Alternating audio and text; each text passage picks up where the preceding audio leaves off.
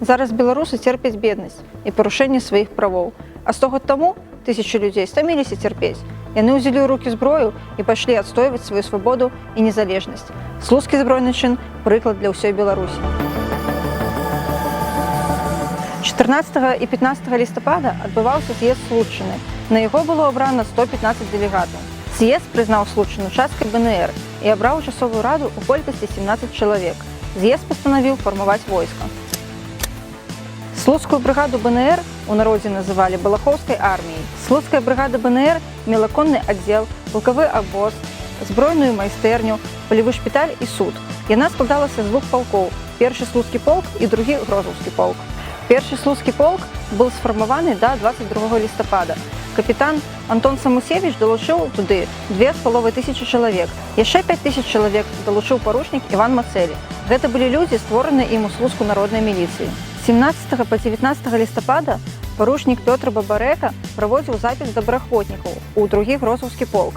Гэта адбывалася ў палацы Мержаеўскіх, што знаходзіцца ў мястэчку Грозаў, зараз Капыльскі раён. Пераважная большасць удзельнікаў слуцкага ўзброенага супраціву жаўнеры-селяне. Загады ў войску часовай рады Случчыны адбываліся выключна па-беларуску. Шэраговыя жаўнеры слуцкай брыгады мелі бел-чырвона-белыя нашыўкі і павязкі замест пагонаў, а афіцэры – нашыўкі з пагоняй. 24 лістапада часовая рада Случчыны і яе войска пакінулі Слуцк і рушылі ў Семежава. Савецкая Расія накіравала 16-ю чырвоную армію, каб спыніць слуцкі ўзброены супраціў. Усіх, хто не хацеў да яе далучацца, расстрэльвалі. Да слуцкай брыгады далучылася яшчэ 5000 чалавек. Сярод іх дэзерціры чырвонай арміі і балахоўцы пасля палескага паходу.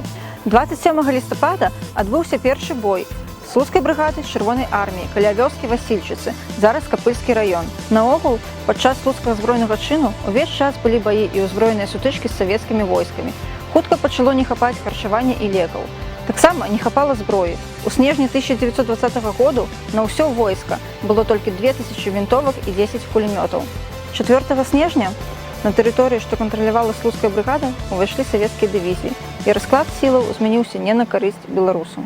12 снежня першы слуцкі полк адбіў у чырвонай арміі Семежава, дзе завалодаў запасамі снарадаў, але зноў яго пакінуў 20 снежня.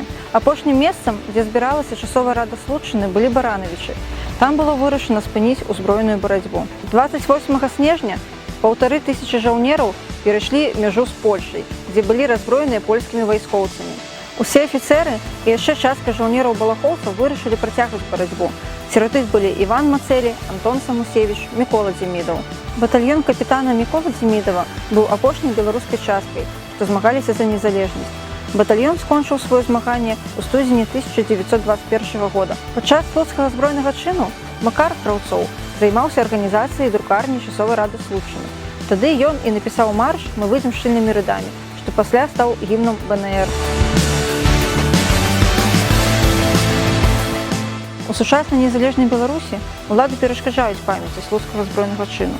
Замінаюць у правядзенні канцэртаў і іншых мерапрыемстваў, не згадваюць падзеі ў падручніках, не дазваляюць ставіць помнікі.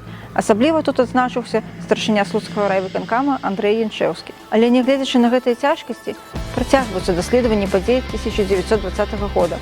Аўтарытэтныя беларусы Станіслаў Шушкевіч, Адам Глобус, Уладзімір Арлоў, Святлана Алексеевич падтрымліваюць ідэю ўстанавіць помнік у Слуцку, а 27 лістапада адзначаецца беларускімі патрыётамі як Дзень герояў.